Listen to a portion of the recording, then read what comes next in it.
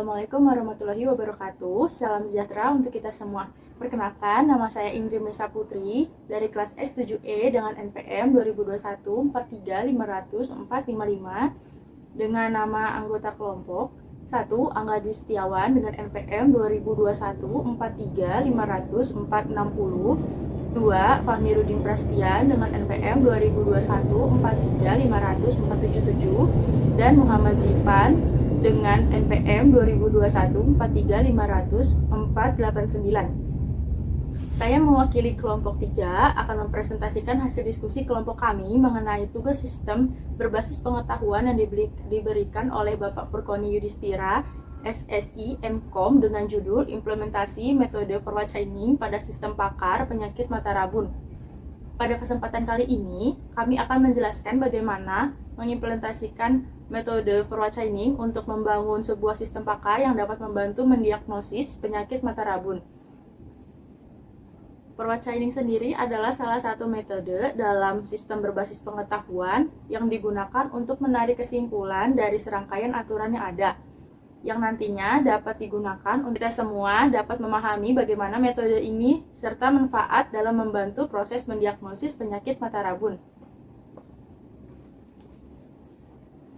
Tanpa berlama-lama, izinkan saya untuk langsung membahas mengenai forward chaining pada sistem pakar penyakit mata rabun yang kami kemas dalam sebuah poster untuk memudahkan penjelasan secara visual. Poster ini menunjukkan bagaimana fakta atau premis dan aturan atau rules digunakan untuk menghasilkan diagnosis. Yang pertama ada premis.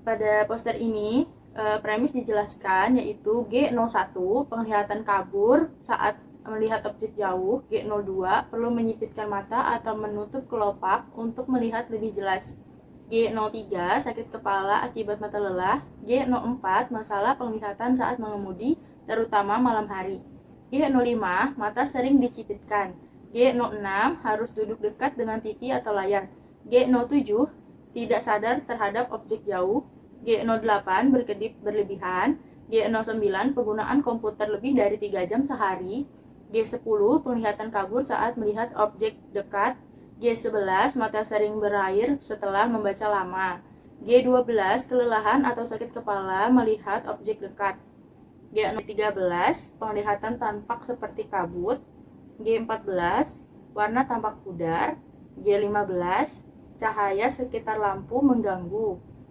G16 tampilan ganda, G17 penglihatan lebih nyaman di malam hari, G18 ganti ukuran kacamata secara berkala.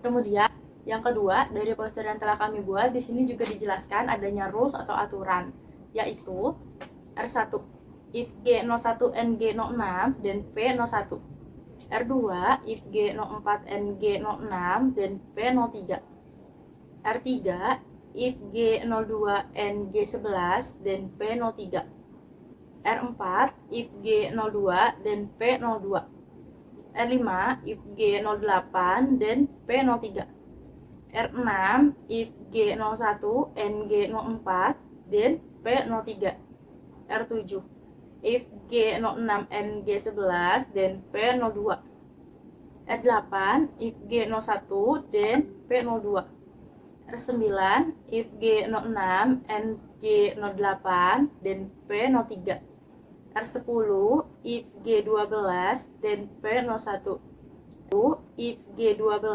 dan P01, R12 if G01 and G11 dan P01, R13 if G04 dan P01, R14 if G11 dan P01, R15 if G06 and G12 dan P01, R16 if G04 and G02 dan P03, R17 if G02 dan P01, R18 if G08 and G11 dan P01, R19 if G12 dan P03, R20 if G06 and G12 dan P03.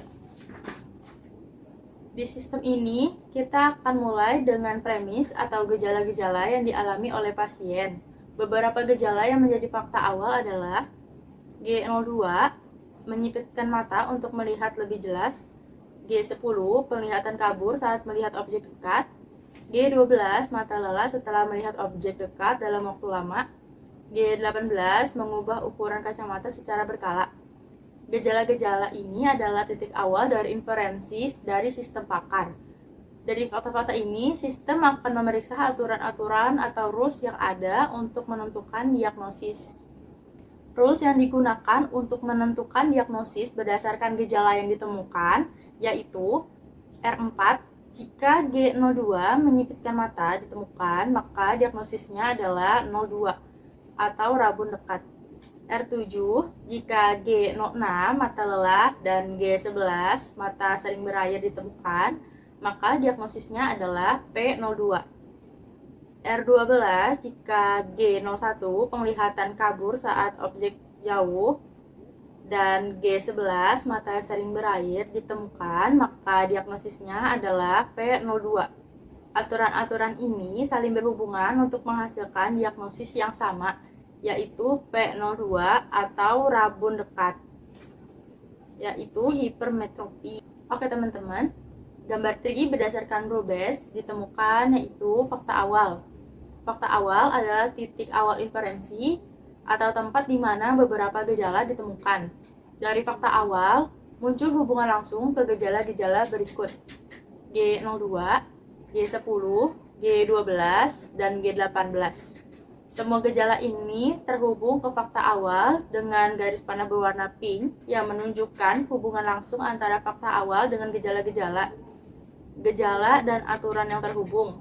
Rule 4, yaitu G02 terkait dengan Rule 4. Rule 4 sendiri menghasilkan P02, proposisi atau hasil inferensi.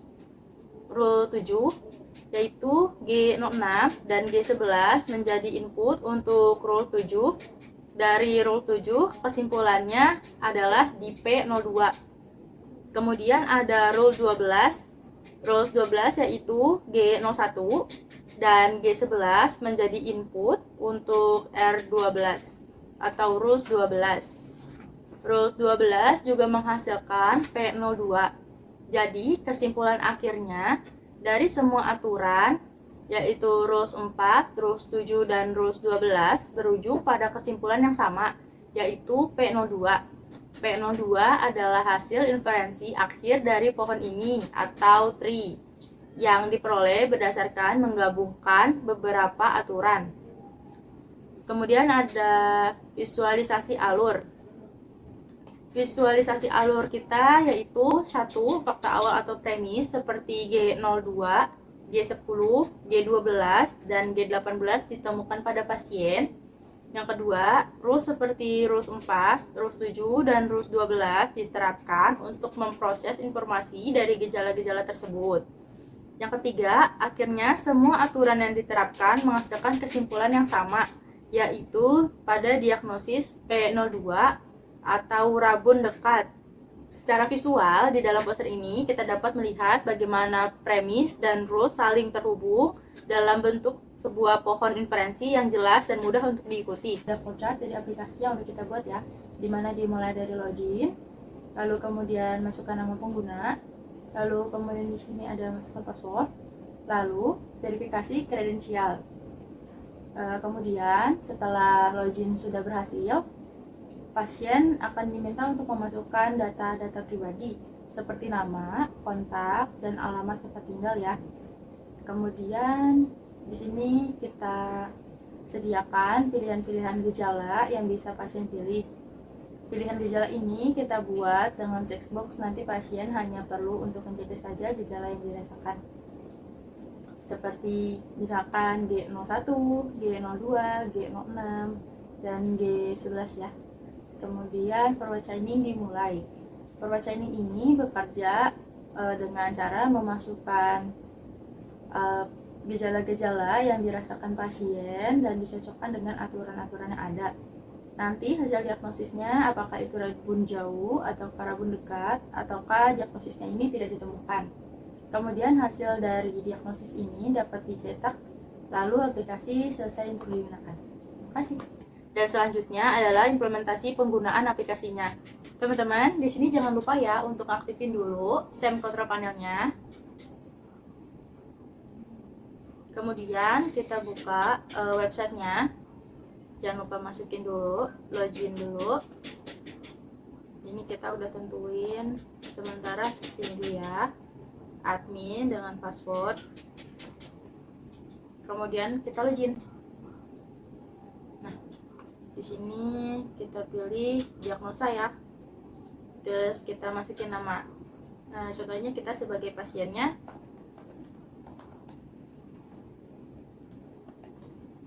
Oke. Kemudian nomor telepon. Sorry. Nah, kita masukin juga nih apa aja yang udah kita rasain, atau nanti bisa jadi premis atau gejala ya. Kita udah ngerasa apa nih? Nah, sepertinya kalau aku udah ngerasain kesulitan melihat objek dekat, terus kadang-kadang penglihatanku kabur atau blur, mata cepat lelah saat membaca. Kemudian kita klik diagnosa. Nah, diagnosa ini hasilnya mengungkapkan adanya seperti ini, rabun dekat atau hipermetropi, yaitu di sini juga dijelasin ya, kesulitan melihat objek dekat dan mata cepat lelah saat membaca. Itu menunjukkan gejala-gejala hipermetropi. Oke, terus selanjutnya kita geser ke bawah, kemudian ada cetak hasil nih. Nah, terus kita cetak hasil ya, kita klik cetak hasil. Nah, di sini akan muncul kurang lebih seperti ini laporannya ya, tugas SBP kelompok 3. Ini judul dari pembuatan aplikasi kita, alamat kita, tanggalnya, waktu cetaknya. Terus kemudian di sini jelasin identitas kita, kontak juga, dan hasil diagnosa yang udah ada. Kalau kita mau print, tinggal klik printnya. Kalau mau cancel hanya untuk di screenshot bisa ya, di sini juga bisa. Oke. Terus kita back lagi, kita tutup, lalu kita bisa logout. Oke, demikianlah penjelasan mengenai implementasi metode Purwacarta pada sistem pakar penyakit mata rabun dan implementasi menggunakan aplikasi yang telah kami persiapkan. Melalui sistem ini, kami berharap dapat memberikan gambaran yang jelas tentang bagaimana teknologi berbasis pengetahuan dapat digunakan untuk membantu diagnosis penyakit mata rabun secara lebih efisien.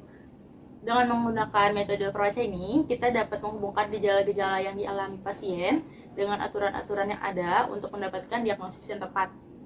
Terima kasih atas perhatiannya, terutama untuk Bapak Purkoni Yudhistira dan teman-teman semua.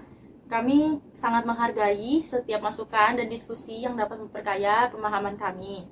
Wassalamualaikum warahmatullahi wabarakatuh.